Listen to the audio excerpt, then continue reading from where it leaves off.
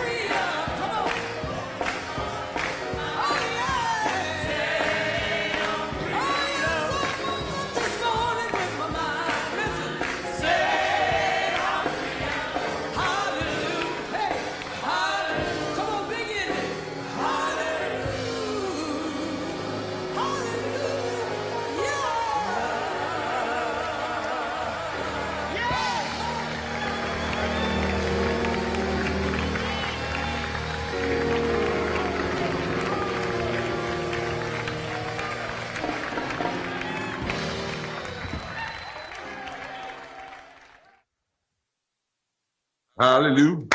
Hallelujah. Hallelujah. Now that's Pentecostal protest right there. That's what you call power, Pentecostal singing and shouting and getting ready for movement. And none other than Bishop Yvette Flunder woke me up this morning with my mind stayed on freedom. Hallelujah, hallelujah, hallelujah. Welcome again tomorrow, Monday. You know, we have great power in our protest and singing, but it's singing with a purpose, singing with a purpose, singing with a purpose, because we do have our minds set on freedom. And what we want to do is be free of systemic racism, free of systemic poverty, free of ecological devastation, free of denial of healthcare, free of a war economy, free of the false moral narrative of religious nationalism. So we welcome you today, and we welcome you in the spirit of hallelujah. You gotta have some hopeful joy even as you're on the journey for freedom and justice. And thank God that we woke up this morning with our minds there.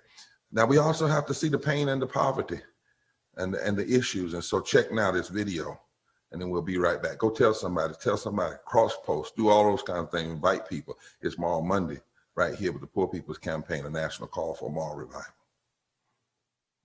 I worked 41 years in the coal mines. I have black lung, and it's just unfathomable what these poor coal miners have to go through in order to get what they have worked for and deserve. At one time, poverty was a temporary condition. You were on a down slope for a minute, but you could bounce back up. We can't bounce back up today. It's permanent. We're not going back to the factory and building cars and trucks like we once did. A job working at McDonald's or the grocery store doesn't pay enough for one person to live. We work a 40-hour work week, still not enough. Living from paycheck to paycheck. Rent is $600 a month. We got water bill, electricity. I do this for my kids, and it hurts. I'm 46 years old. I've lived in poverty here in West Virginia every day of my life. And I'm working. I am working poor with a bachelor's degree. I'm doing the best I can with what I have. We were in the height of mass water shutoffs. This entire neighborhood was shut off all at one time. I saw all my neighbors get shut off right in front of me. It was kind of terrifying. I'm 42 years old, and I'm a cashier at McDonald's. I had lost my house. You're welcome to come inside. There's a lot of people that are living in their cars. You never notice until you're in the same situation. I don't have stuff to give my children. I'm paying all these bills, and they need school clothes and stuff. And they be asking me for, I can't give it to them. Now I'm a Kansas farmer's wife. Kansas farmers are committing suicide. Why? They're usually in debt up to their eyeballs. I see poverty in my own community. You know, there's a 70% unemployment rate in the reservation right now. Here in New York City, we're home to millionaires and billionaires, and we have so many people living in the street, and that's just not right. I've been a homeless veteran twice, lived in a shelter. I've been living down here since I was 17. My only chance of going to college was joining the Army. We are demanding that we stop the war on our poor. 700,000 people in this country are on the verge of losing their food stamps. This budget calls for shrinking the social safety net programs like Medicare. I just know that everything that's happening to us isn't right. I'm in stage 5 of kidney disease. I fell behind on my health care, and they canceled my health insurance, and they told me I have to wait until open enrollment. There's only 5 stages of kidney disease, and I'm in the 5th stage. Murder, it's murder. You know, if you ask me, it's murder. I lost a son to gun violence, and I lost a daughter. No parent in America should have to bury their child for lack of medical space. I'm wailing because my children My God. are no more. My God. My God, Kelly. Well, I'm wailing, y'all. Wailing. Cause my babies ain't no more. How many more babies? How many more children? No more.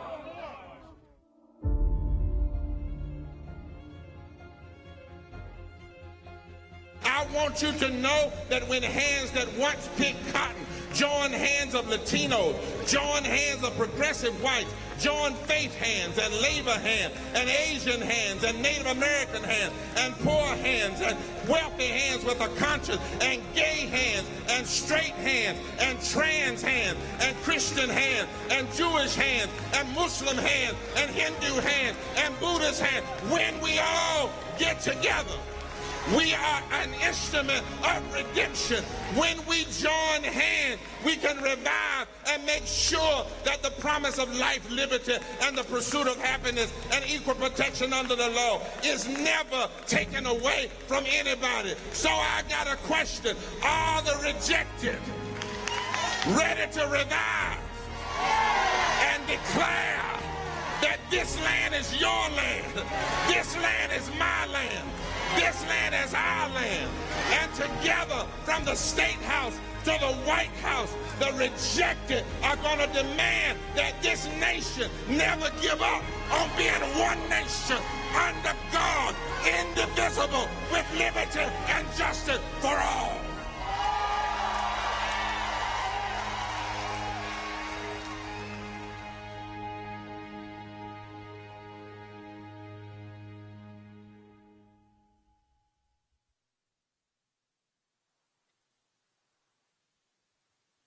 With liberty and justice strong. Welcome again to Moral Mondays with the Poor People's Campaign, a national call for moral revival. I'm so honored to be here with my co-chair, the Reverend Dr. William Barber II. I'm Reverend Dr. Liz Theo Harris, and it's so good to be back with everybody today. Speaking from the Riverside Church in New York City, just blocks from where I live and am now, the Reverend Dr. Martin Luther King Jr. preached 1 year exactly to his death, that there comes a time when silence is betrayal and the truth must be told.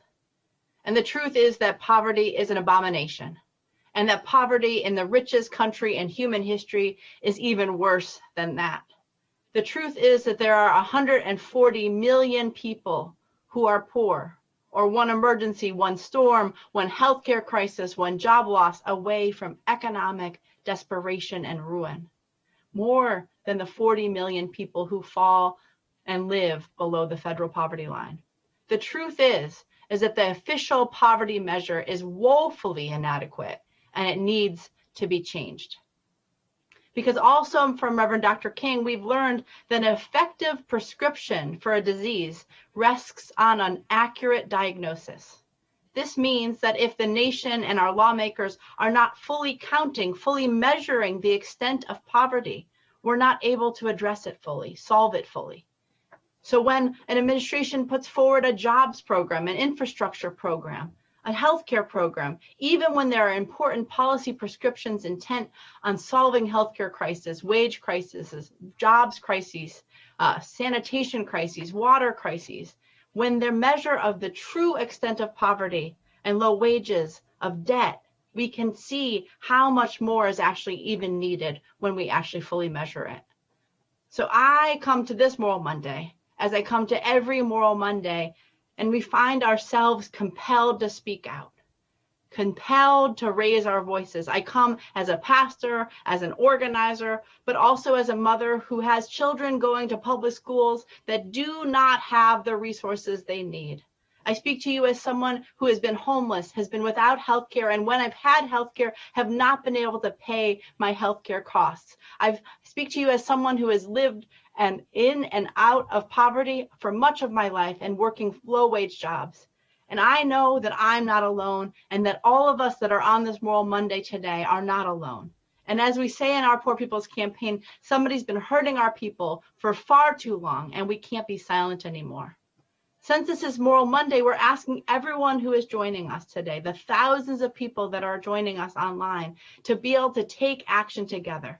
You can take part in that action by following the link that's on the screen or going to poorpeoplescampaign.org, where you can call your senators. Use the tool there to call your senators and call them out for a more accurate, poverty measure, call them out to say we need to defend our democracy and end this filibuster.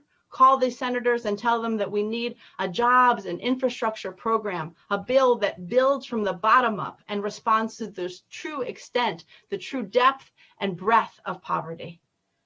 We have an amazing group of people that are here with us taking action together. And I want to turn it over to my co-chair, Reverend Dr. William Barber, who's going to have a chance to introduce us to today and to these amazing leaders. Thank you so much. And you're certainly right, Reverend Liz. We have to always cry out and speak the truth. You know, one of the things that we get told all the time in the Poor People's Campaign by those that really don't understand our movement is they will say something like, you all ask for too much and you want it too fast. And our response is, well, the wealthy always get more than they ask for. In fact, many times they don't even have to ask for it. We saw that during COVID relief. The first bill, they received 84% of all the money went to corporations and banks. And they always want it quick and in a hurry. Some of the people that talk about using a filibuster now, they would not even dare talk about a filibuster when it comes to providing tax cuts for the wealthy.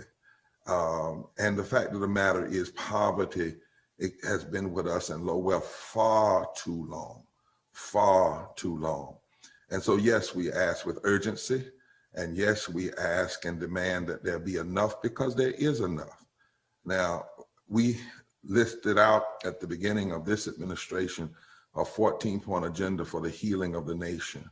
We said we had to enact comprehensive, free, and just COVID relief, had to guarantee quality health care for all, regardless of any pre-existing conditions. We had to raise the minimum wage to $15 an hour. We had to address the issue of guaranteed income. We had to have guaranteed quality housing. We had to protect and expand voting rights and civil rights, restore the Voting Rights Act, guarantee safe, quality, and equitable public education, comprehensive and just immigration reform, ensure all of the rights of indigenous people, enact a fair tax law, use the power of executive orders to undo the bad executive orders of the last administration, and then to write executive orders that are necessary now. We said we had to redirect the bloated Pentagon budget toward priorities that really matter, that bring life and not just death. And we call on the administration to work with the Poor People's Campaign to actually establish a permanent presidential council to advocate for a bold agenda that builds from the bottom up. And then there were two other things, though, that we said needed to happen. Number one, we needed to enact a federal jobs program to build up investments, infrastructure, public institutions, climate resilience, energy efficiency, and socially beneficial industries and jobs in poor and low income communities. In other words, build from the bottom up. And then we said, but in order to do that, we also had to update the poverty measure, because if we're writing bills using a poverty measure that's 55 plus years old, and it was too low when it was first conceived, then actually, if we're using the wrong measurements, we won't invest the right amount of money. And so we are examining the infrastructure. The infrastructure is a part of our agenda. So are we glad it's in? Yes. Are we glad that there's a debate? Yes. But our campaign has to examine it and see if we put all of these resources in infrastructure, is it enough? And if we put the money there, will it reach the bottom? We were glad to hear the other day when the president said we must build from the bottom up and the middle out. But then we have to test that. We have to test it and we have to examine it. And we know that in order to do that, people must be working with the right poverty measures. And so today we're going to do two things. And you, again, as Reverend Liz said, you can take action by contacting your senators and say, we need a new poverty measure that's true, and we need a new poverty measure that's accurate, because it can actually be true but it's true based on false numbers or bad numbers. So we need one that's accurate, that truly measures poverty, accurately measures poverty and low wealth. And then we need to stop the filibuster that has been used down through the years to block justice and has never been used to embrace justice and to create a more perfect society. To do this, we're going to do it anecdotally. In other words, we're going to do it with real people. And then we're going to have some experts come and talk to us that attorney economist Shali Gupta Barnes will introduce around 3:40. But we want to have some people come now who have the lived experience now, right now, and are clear that when this government says that if you make $12,800 a year, that you're not poor, that's not just a lie, it's a damn lie. It's wrong. And we've heard people say to us, well, if somebody makes $725 an hour, they're actually making $3,000 more than the poverty line. No, that's not true. That's not true. No congressperson would dare even try to live on what they claim is above the poverty line. That's where we are right now. The official government measurement says one person making $12,800 a year is not poor. And even the supplemental measurement is a little bit better, but it still doesn't really deal with the issue of low wealth and economic desperation. So let's start with the agency of people who can tell the story. And let's start with Erica Nanton, who's an artist, theomusicologist in the Illinois Poor People's Campaign. Erica, talk to the nation today about why this measurement is wrong and must be changed. Thank you so much, Reverend Barber. Thank you so much, everyone. It's good to be with y'all. Again, my name is Erica Nanton. I am here in Chicago, Illinois. And this is Malachi, my son. And I'm also a theomusicologist with the Poor People's Campaign. And I joined the Poor People's Campaign at its launch because not only was I personally struggling with economic injustices that we all face, but I live on the south side of Chicago. And I see it around me every single day. I'm a first generation American. My mother's actually an immigrant from the Bahamas. And I remember when I was young, I watched my mother work 3 jobs so that she could allow me just to live right on the border of the zip code so I could go to the school that was more well-resourced with the wealthier kids. But one of those 3 jobs that she had was at a janitorial service. And it was the same janitorial service that I got my first job at 16.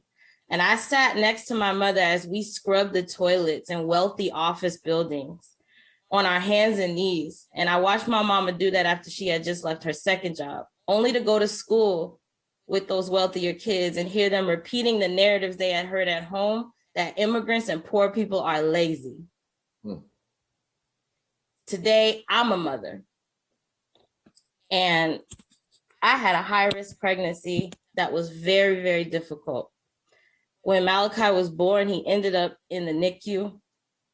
And I'm gonna tell y'all right now, you don't care about no physical pain you may be in after no surgery or nothing when your baby is hooked to tubes and machines. And it was very, very difficult and obviously hard for me to work. I was not able to do that. And also, it was just a struggle in general to find a job because then we got hit by a pandemic. So it was incredibly, incredibly difficult to survive. And we could not survive, barely, off of the monies and things that we got through public services. It was dang near impossible to do so and keep up with everything. But after this time of struggle now, I have recently gotten a job. And it's a decent job. And it's a good job. And it's a job doing something that I care about, helping others.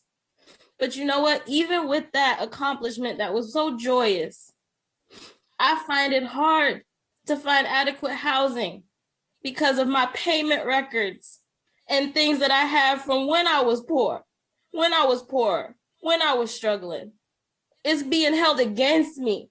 I'm being punished for the fact that I ever touched poverty. And that ain't right. And let me tell you something, being poor don't got nothing to do with pulling yourself up by your bootstraps. I went and I found some boots. I went and I got some laces. I went and I dug them things up. I pulled them things tight. I wrapped them things up. And I'm still facing barrier after barrier in the wealthiest nation in the world. And I'm telling y'all right now, this is not right. We have to do better than this. Infrastructure means guaranteed housing. Infrastructure means food. Infrastructure means safety. Infrastructure does not mean that we continue to punish people for poverty. That's right.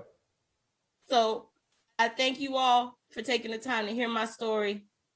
And I ask that we continue to stand up and fight. Thank you. And Erica, your story is so powerful. One of the reasons that we're saying to the White House right now, you know, they met today with the Republicans and Democrats, but we're saying we want you to sit with impacted people in the Oval Office and hear the real story. Somebody the other day said, you know, but aren't you just happy that it's $2 trillion? We said, who wouldn't be happy? But that's not the point. The point is $2 trillion may be $1 trillion too low. Is it going to reach the people that it has to reach? And we have an obligation because, and Erica has an obligation to demand those questions be answered, and we have to continue to push. And nobody, even her mother, should not have to work a job and still make poverty wages. That's what we're saying. That should never be the case in a nation. Let me thank Erica and say thank you to Malachi. One day we're gonna have a conversation about the prophet Malachi and what Malachi says about the issue of poverty and as a prophet. And so I pray blessings over your child whom God has kept, that he will be mighty and marvelous for so many things. T.J. Thompson, who was a white veteran, talking about poverty. People think that that shouldn't go together, veteran and poverty, but it does. And it's another one of those areas where we have to put in front of the American people and say no more. So brother, would you talk to us now about why you know this whole way of measuring poverty has to be changed and why we need infrastructure that reaches all the way down to the bottom and lifts up? Thank you, Reverend Barber, Reverend Theo Harris, and everybody else for allowing me the space to share my narrative. Like Reverend Barber said, I'm TJ Thompson. I'm a 41-year-old lifelong resident of Chesapeake, Virginia, in the Hampton Roads, Norfolk, Virginia Beach area, home to the largest naval installation in the world and one of the most militarized regions in the United States. I was raised in a trailer park and was not fully aware of my impoverished, abusive, right-wing evangelical environment until I went into the military. I remember the water bugs we shot with empty pellet guns and raw sewage seeping into the streets. I remember rolling pennies and dimes to make sure we had heat in the winter. The church we attended, like clockwork, was at the front of the trailer park where we lived, and it played its role in keeping my life insular and isolated. After my dad left in the mid-90s, my mom eventually remarried a World War II veteran who was very much committed to white, patriarchal, evangelical ways. Graduating high school meant I needed to do anything to leave his house. I joined the military, the Navy, and met other folks who had a lot of stories like mine, even though they grew up in different parts of the country and looked a lot different than I did. When I was 19, I experienced a traumatic situation with a Chicago police officer right after boot camp, which sent me to the hospital. When I was 21, my chain of command ostracized me when I sought mental health assistance, and this was when I had my first suicide attempt. In 2004, I was honorably discharged from the Navy, but bounced from job to job until I decided to use my GI Bill to go to culinary school.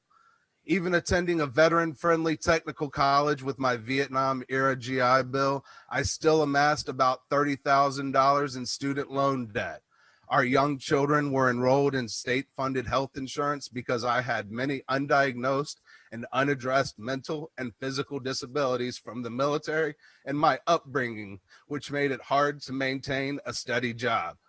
I eventually met an organizer with Veterans for Peace, and I began processing many of my experiences and trauma.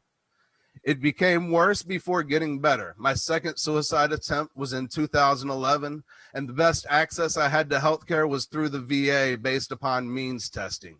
In 2013, I began working on my disability claim, and it took 2 years until it was approved, but access to healthcare dramatically improved my quality of life as a disabled veteran. I had access to vocational rehabilitation benefits, which helped me get my life back on track. It puts less financial stress on my family.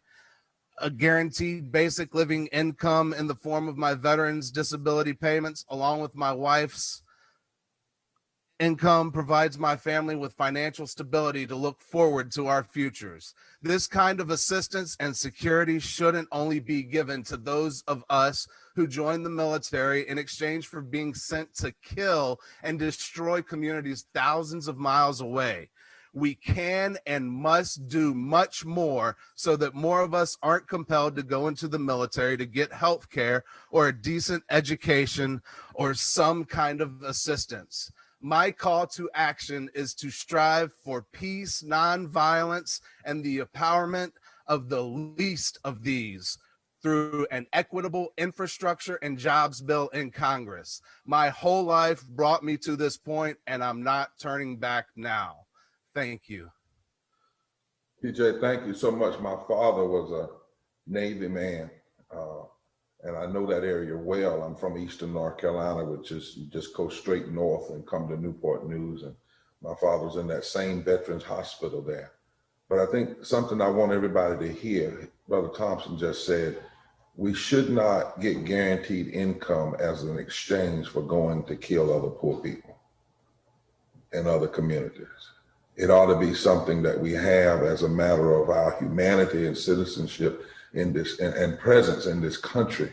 It should not be kind of a bounty that we get paid because we go in other parts of the world and destroy the lives of other impoverished people. Thank you, my brother.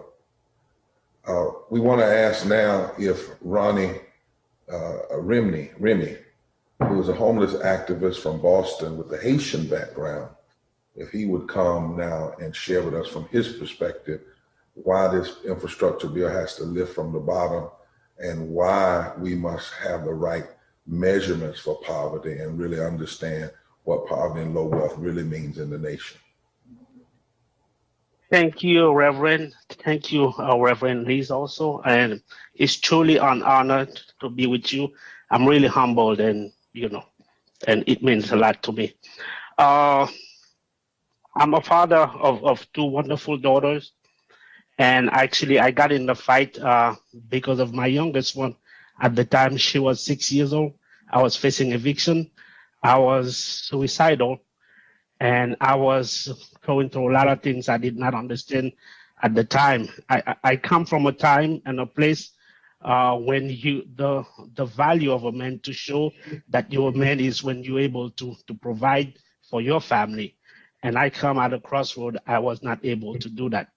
So I thought that was supposed to be the end of me.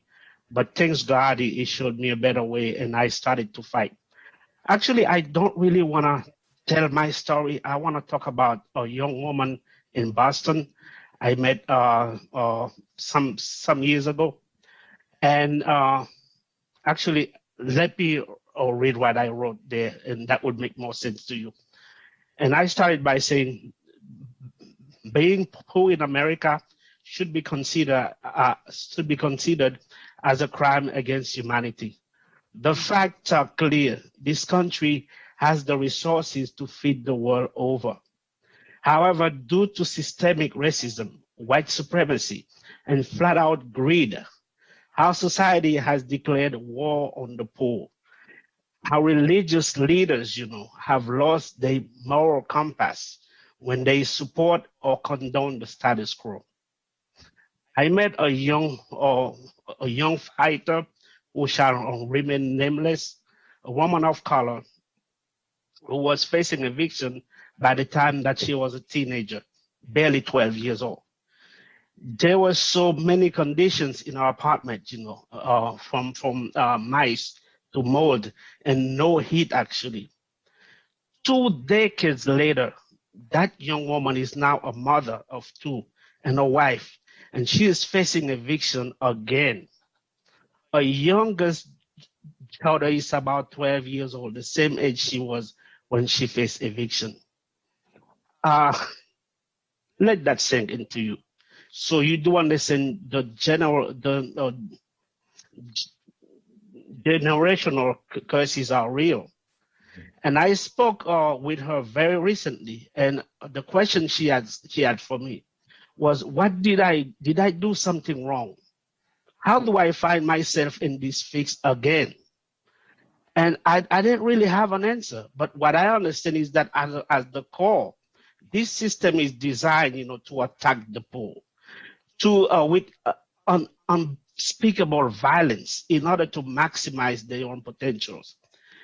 It is clear that we must change things. We have to break this cycle of punishment for profit against the most vulnerable ones among us.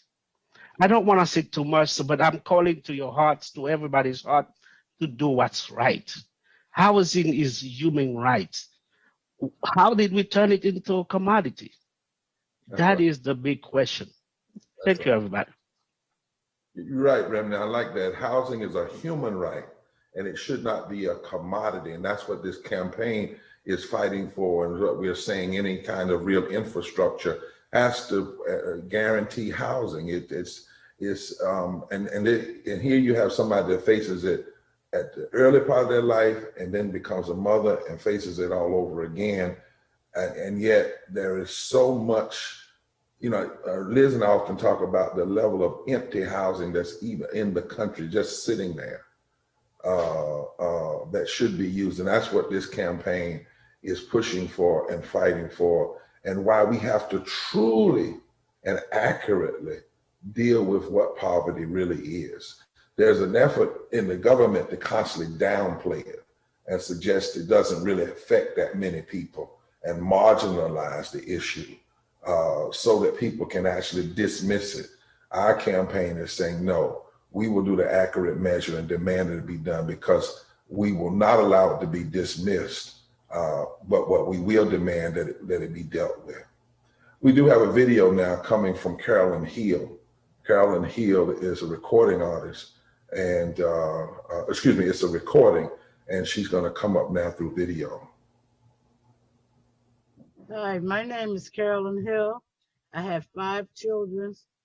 2 are deceased. I've been on welfare, which had never been enough to live on. And if you got any increase or any other benefits, they will cut something else. And welfare benefits haven't increased in Pennsylvania since then. I had to take a job paying from $3.35 an hour up to $8 per hour, about 5 years before the work requirement, which meant I had to leave my preschool age children with my oldest son and couldn't get home until after the older children were out of school. Because I wasn't around to keep an eye on them, my boys got into trouble, including selling drugs, ending up spending a couple of years in jail as a result. My daughter used to make sure I didn't get letters from school about her absence because she got home before me. I've been on disability since 2008. I went on this disability because I was injured on the job due to an accident. Then I became a kinship carer for my nieces and nephews. All agreed the children were doing well with me, but the child welfare department decided I was too poor and didn't have a GED, so they took the kids from me without warning and gave them to a distant family member with more money. I fought back on my own and then got together with the other with others at the Crossroads Women's Center, where the Global Women's Strike in Philadelphia is based. We fought back together. We protest, we lobbied, we wrote letters. We fought all the way up to the Superior Court, but social workers lied on me, and my lawyer did not fight for me like he should have. We lost the case. I haven't seen my nieces since 2013. Now I'm with the Poor People's Campaign as part of Women of Color in the Global Women's Strike. We are fighting for money and other resources for mothers and others unpaid and low-paid caregivers. Now we're fighting for a permanent child tax credit to go to moms and other caregivers and a $15 minimum wage.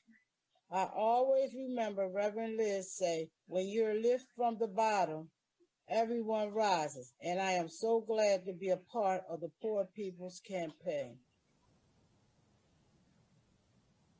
Amen. And listen to that to those of you in the nation. Permanent child tax credit, you know, again, in the relief bill, people asked us, aren't you glad? We said, well, there's some things we're glad about, but we also have to look at that the child tax credits were temporary. People were saying, well, it's going to end child poverty by so many percentage points. But if it's temporary, whatever it's doing is only doing it temporarily. And our dear sister just reminded us, we need those things, Carolyn said, to be permanent and a minimum of a $15 minimum wage. These are things that are not radical. And if anything is radical love, but it should just be fundamental to a nation that says its first goal is to establish justice. Let me ask my dear sister, who's a South Asian cultural artist, Ayu Yadav, I think that's how you say it. And she's going to come on and talk particularly about how poverty is hurting artists. And you know, artists have meant so much to our history as a nation, but sometimes we forget the struggle that they go through, the very ones that we look to often in difficult times to write us a poem or sing a song that has an impact on our minds, our hearts, and our souls and our spirit. Anu? Thank you, Reverend Barber and Reverend Theo Harris. It's an honor to be here and a part of this movement. And I guess I just want to share a little bit about my story. A number of years ago, I lost my housing and my healthcare and my income all in 1 month. And for the next 3 years, I just pieced together places to stay with no permanent address, trying to figure out healthcare and just any resources from a system that just blamed me for my crisis. And all my things were scattered across the city because I had no place that I could take them with me. And I was part of the uncounted homeless. I've never made enough money to prevent something like this. And during those years, I made between $7,000 and $18,000 a year. I took out a student loan of $15,000 that first year of homelessness when the crisis happened. And right now I'm making ends meet, but it's temporary. And my partner and I both work 14-hour days, and the mold in our apartment is impacting our health, our ability to focus. And if it reaches high enough amounts, he's going to start bleeding internally, and we have no other place to go. There's no regulation around mold, and all the places we can afford have the same kind of problem. And, you know, more people, so many people are impacted by this, and so many more are going to be because of climate change, and our society is not prepared for what is the crisis now and what is to come. And I think I've been lied to about this idea of having like a middle class identity, or like you go to this college or you have this degree, and, you know, people hold on to that lie as if it protects you, but it just hid me from the truth of my reality and tried to separate me from other poor people. And I refuse to be separated from my people. So many of us are struggling now, or are one emergency away. And I'm here to say that you are not alone. This is not your fault. We deserve to live in dignity. There is power in our numbers, And that is why I'm a part of this movement, and that is why we will win. That's right, Anya. And where are you actually located?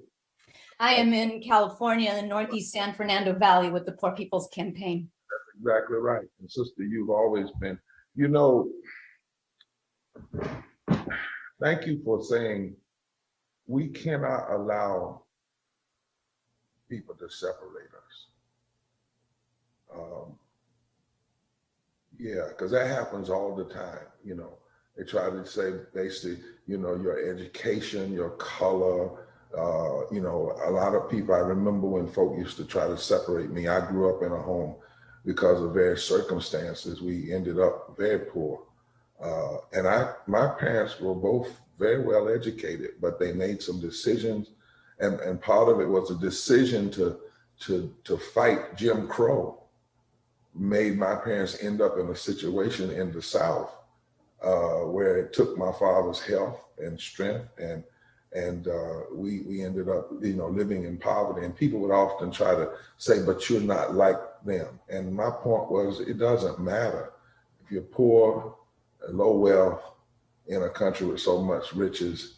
It hurts just the same, and we will not allow ourselves to be separated. And I'm glad you said that, because that's what the poverty measure tries to do.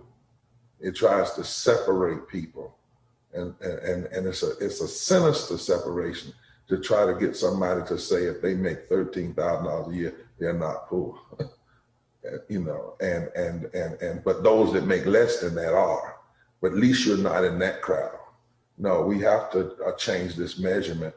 We will not allow this nation to tell the lie that there are only 39 million poor people in this country, poor and low wealth. We just cannot, because you're right. We can win because we have the numbers. The numbers are with us. Thank you so much for being so honest and real.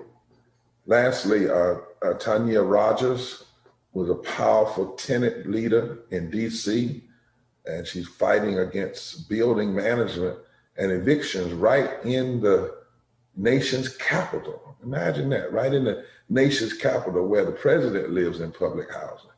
And the senators basically do their business in public housing. And right there, even in the nation's capital, she's having to fight building management, which is another reason why in 2022, we're coming to DC. We couldn't do it in 20 because of COVID. We couldn't do it this year because of COVID, but we are gonna have a mass poor people, low wage workers assembly Mall March on Washington, DC, and make this nation have to see us and hear our demands in 2022. But Sister Rogers, would you speak to us? Good afternoon to you and everyone, and thank you for giving me a chance to speak about my experience as a DC tenant and what we can do on a community and political level to call immediate attention and action to the deficit in renter rights and renter safety.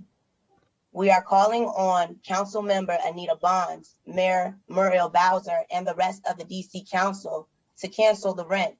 According to the National Council of Housing State Agencies, up to 45,000 current renter households are at risk of eviction in Washington, DC. Under our proposal to the DC City Council, canceling the rent means every renter is protected from COVID-related evictions, and no one will be displaced because of the global crisis. It also means landlords can apply and receive money for back rent, which they would not get if rent were canceled and we were evicted. Congress just passed the American Recovery Plan, which includes $2.6 billion for rent and utility assistance. DC should use the money it receives from the American Recovery Plan to cancel the rent instead of going to the same old rental assistance programs such as ERAP and SHAP. Both programs are confusing and do not cover all residents, which ends up putting a burden on the renter. I was affected by a COVID hardship. I cannot return to work due to my children participating in virtual learning, but also because I do not feel it is safe and that cases are on the rise with new variants, even though the vaccines are being taken. If I were to return to my government job as a safety technician who helps cross pedestrians safely in school zones, I would be considered neglectful and law enforcement would take my children away and send me to jail for leaving my young children, ages 2 and 7 years old, home alone. I take a similar risk while driving Uber Eats to receive and deliver customer orders. My kids use the second phone that I have, and I watch them through video. Is that safe? No, but it is the best safety measure that I can create, considering I have no other way to make an income. Now, Mayor Bowser has said DC will start enforcing strictness when it comes to parking violations, but there's barely any room for parking as is. What if an officer comes to my car and only my kids are present without an adult? Please stop, please stop, please stop. I do not even want to fathom a person with ill intent seeing a window of opportunity to steal the car or take my children. This is a lot of pressure, and I'm sure many of you are experiencing similar situations. After Cancel Rent volunteers in my building completed a full canvass of my building, we came across data stating residents were aware and have made the property management aware of mold contamination, pest control such as roaches, mice, and water damage. The evidence was astounding. At least half the residents are living in unsafe and unstable conditions, yet are being told they still have to pay rent or get evicted. These are not livable conditions. Many of us are living in poor conditions as these and think we do not have rights, but we do. The Cancel Right Coalition wants to help those in need and help those to exercise their voice and their rights. How can we pay for what we do not have? As stressful as the situation is, we must apply to local rental assistance programs such as ERAP and CHAP. CHAP resources ran out within a month. ERAP was backed up by 4 months when one of my neighbors applied a few months ago. Senior citizens are being shuffled from representative to representative and given dates for documentation completion to the point that they are confused and now owing back rent deadlines that cannot be met unless an aid assists them, causing them not to qualify for senior or fixed income homes. This is a major problem. What is to come when the moratorium ends? We are asked to make do by rubbing 2 pennies together as if a solution will magically appear. 30% of tenants in DC cannot afford or cannot pay their rent. The pandemic merely exposed how those behind the scenes of these major decisions do not care about the average everyday person. We are merely debt cattle, whether it wants to be spoken on or not. There should be no reason that anyone should be getting evicted when the moratorium ends, and there should be no reason why landlords should not be able to receive reparations for an individual who has faced a COVID hardship and is unable to pay for their unit during this crisis, as well as the back pay. It is time to start creating successful solutions that can become long-term. They're repetitively using the same Band-Aid on the same issues that keep arising, leaving many of us in a mental state of emergency when this is not the time. We, the people, should not have to pay and fall further into debt from a natural pandemic. What are you going to do, Mario Bowser? How will you decide, Anita Bonds? Are the developer funds more important than your community's voice? You are right. And you said over 47,000. I heard that, and especially Sister Rogers, right now, when in the midst of this pandemic, billionaires made nearly $2 trillion, and they got billions and billions of dollars free from the government. There should be no reason why. And that's why this campaign has to push, and that's why we have to stand together. The stories you all have heard today throughout the nation, the members of the media, these are not fantasies. This is real, happening right now in America. When everybody's ready to turn the page and say we're over the pandemic, no. As my dear sister said, the pandemic has exposed things that existed even prior to the pandemic. And now, having heard these real life stories, we want to turn now to Reverend Liz Theo Harris. She'll introduce the next person to talk from an academic and an economic perspective of why what we're saying about infrastructure and what we're saying about the poverty measure has to be addressed. Well, thank you so much, Reverend Barber, and even more thanks to all of the folks that are here testifying today to why we need to update this poverty measure and why we need a bold, visionary policy that works from the bottom up, an infrastructure, a jobs bill that builds from the bottom up, and that makes everybody be able to rise. In this Poor People's Campaign, a national call for moral revival, we have a number of sayings that we've learned.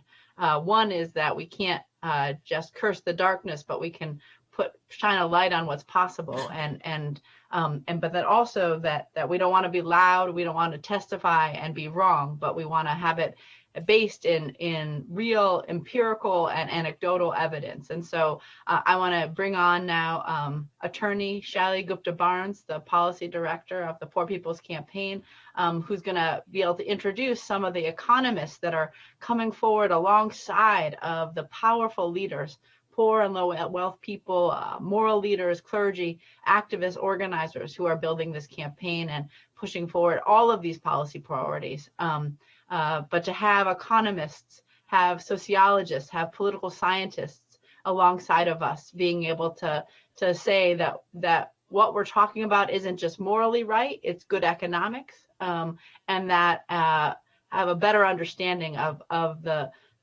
disease that we're trying to diagnose so that we can come up with a good prescription. So Shally, thanks so much for being with us and for organizing others to be with us today.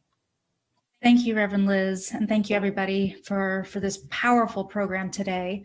Alongside the other experts we've already heard from, we want to invite two additional experts to join us now. Dr. Derek Hamilton, the director of the Institute for the Study of Race, Stratification, and Political Economy at the New School, and Sean Fremstead, the senior policy fellow at the Center for Economic and Policy Research. I wanted to go first to Derek. Given what we've heard today about the conditions people are facing, what do you have to tell us about the poverty measure and the kinds of bold, transformative policies and programs that can actually meet these needs and move us forward as a nation?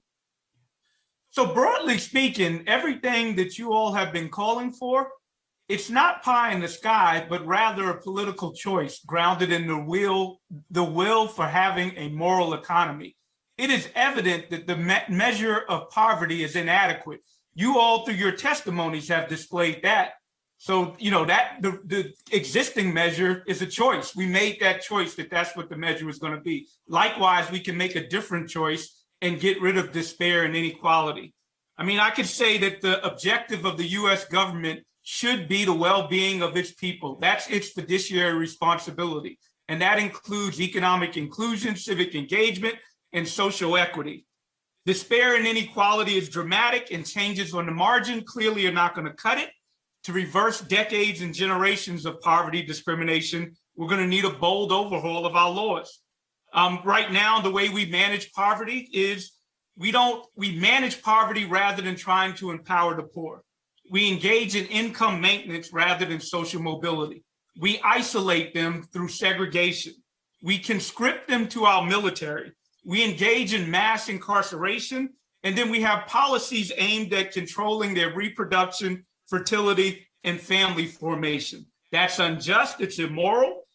We can have a change to a more sustainable moral economy with government interventions to facilitate assets, economic security, human dignity, social mobility for all its people, regardless of race, class, gender, sexual orientation, and immigrant status.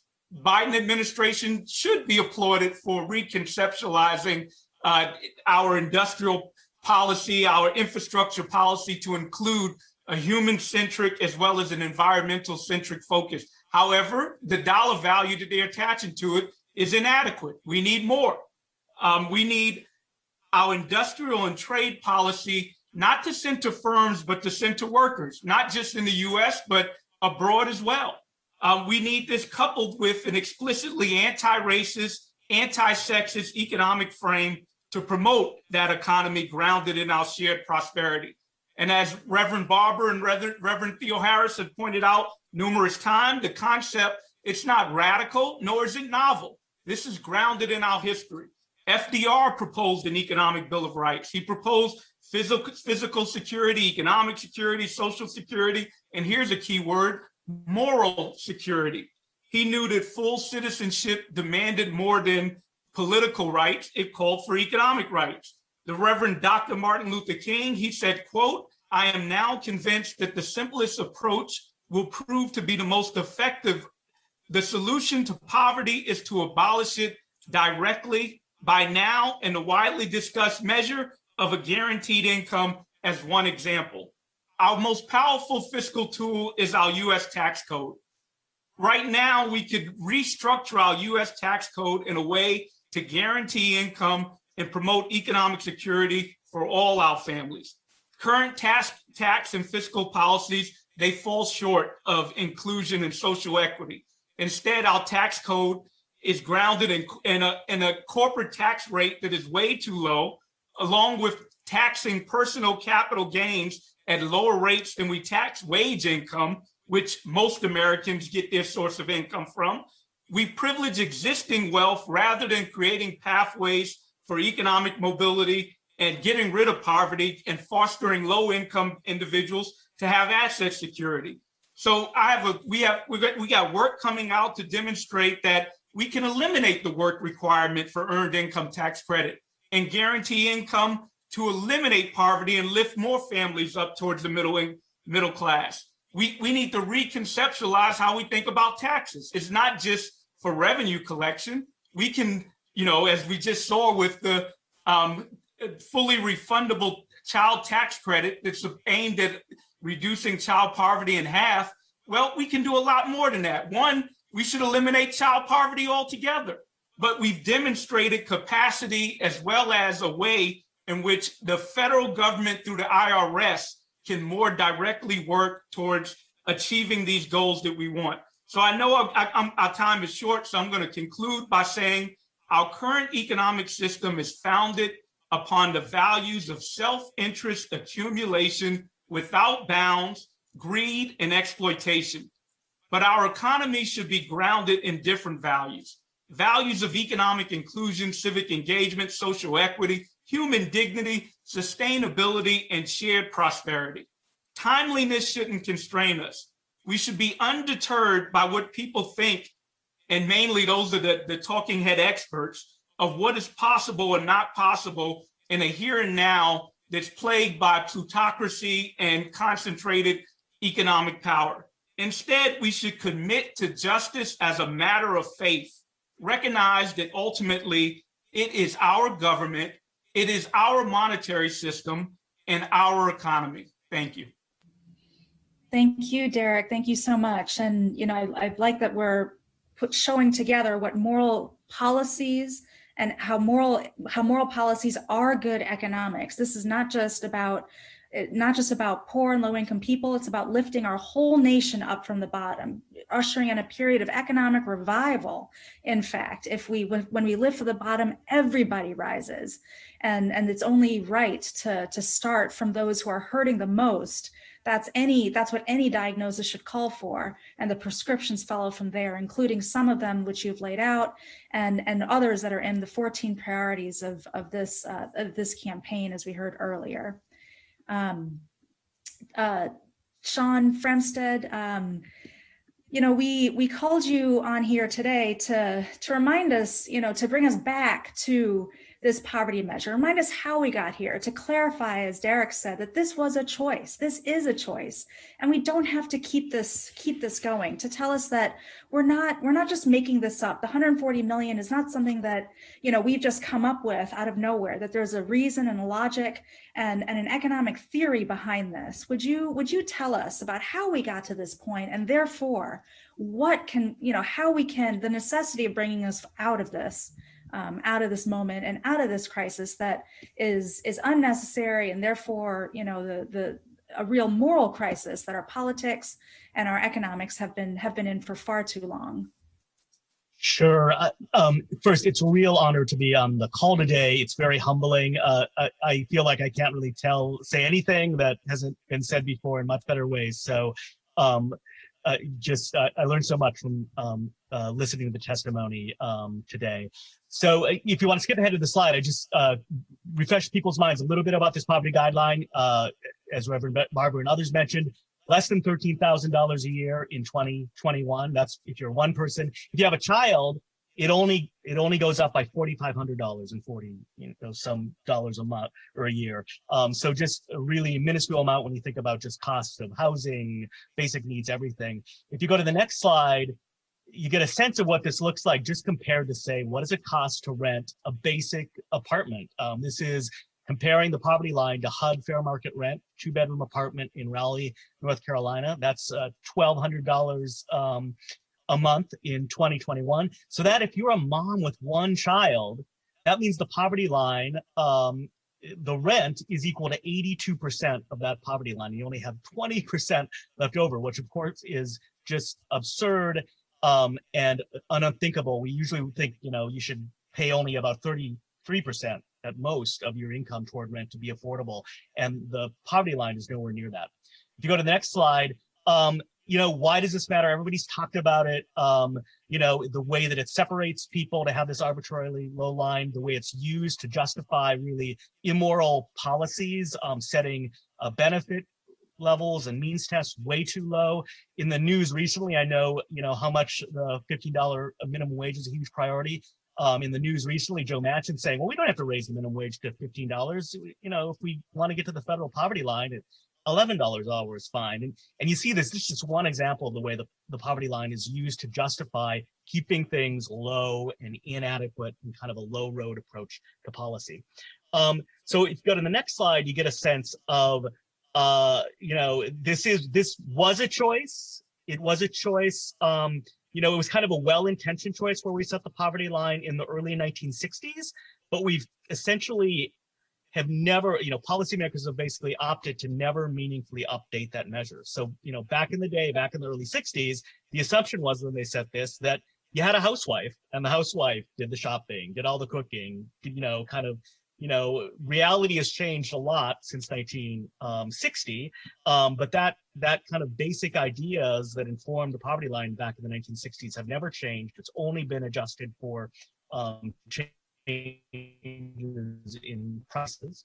And if you go to the next slide, you get a sense of what this then looks like. It has fallen further and further behind rent. It has fallen further and further behind food and all sorts of other basic things. I had mentioned I pointed that slide about how little it is as a percentage of the rent, how much rent eats up as a percentage of that poverty line. It's gotten worse over time. So back in the early 1980s, it was about half. Rent for a 2-bedroom apartment was about half the poverty line. Now it's about 66%. This is using 3-person families, so it's a little bit different, but it's just this reality that the cost of housing have gone up faster than the cost of inflation that's used to adjust the poverty line. And so it's fallen further and further behind. Once you go to the next slide, you can do this same kind of comparison with all sorts of things. You can do it with healthcare. You can do it with cost of transportation. I've done it here with post-secondary education, just the cost of basic tuition. I won't go through the numbers, but you get the sense. It's just, it hasn't kept up, and prices and what it really means what it really takes to have a decent living standard in year 2021 is just very different than what it meant in the year 1963. Once you go to the next slide, I thought I'd just close by going back to Martin Luther King writing in 1967. And, back then he wrote, we need a poverty line and we should have a guaranteed income that is pegged to the median income of society. So it's not at the very lowest levels. And that should increase as the social income, what do you call the social income, kind of the economy, the wealth, kind of all together, the Commonwealth grows. And if you don't kind of adjust it for kind of, what mainstream living standards is, what the social income is, you have people falling further and further behind. You nullify the gains of security, you nullify the gains of stability. And, this is exactly what the US poverty line has done. It has defined deprivation down over time. So the bars there just kind of compare it to half of median income, which is kind of a common measure, poverty measurement used in other countries. And so the official poverty line has always been much lower than half of that median income measure, and it has fallen further behind over time. And we know other countries do it, very differently. They say it's going to be equal to 50% of median income. They say it's going to be equal to 60% of median income. So it looks more like $40,000 or $45,000 than $25,000. So there are many ways to kind of fix the poverty line. But I think the key takeaway I would just say is, it's the right thing to do, just both in terms of economics and in terms of the moral justice of it. I'll close Thank you, Sean. That's very clear mandate. I think that's coming not only from economists and experts who have studied this for years and years, but also the experts who are living this reality every day. And as we hear about this infrastructure plan that has, is taking shape in DC, and $2 trillion.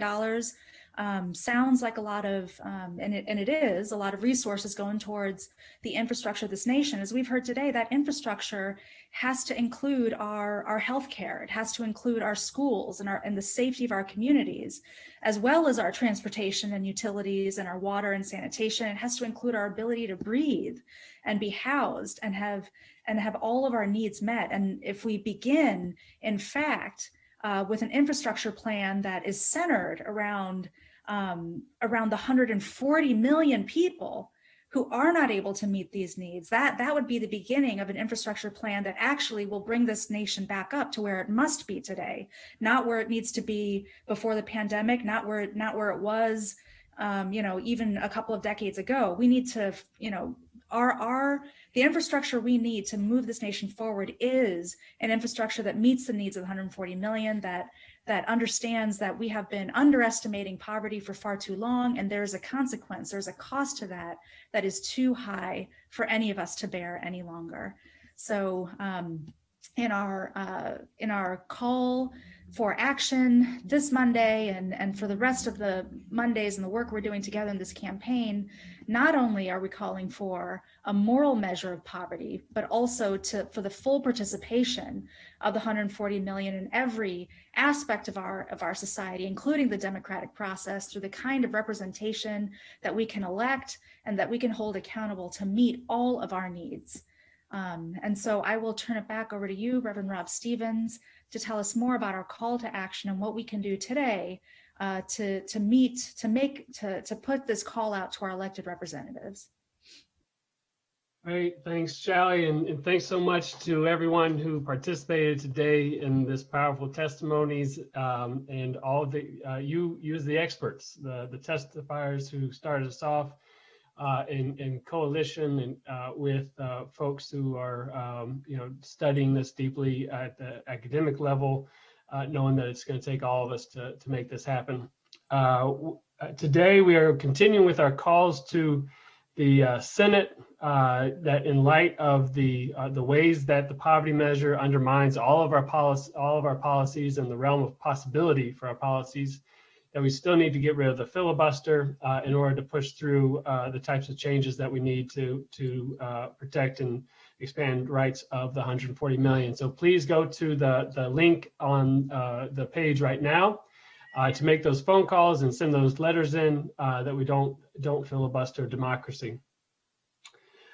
We will be moving across the country this week, a little bit in person.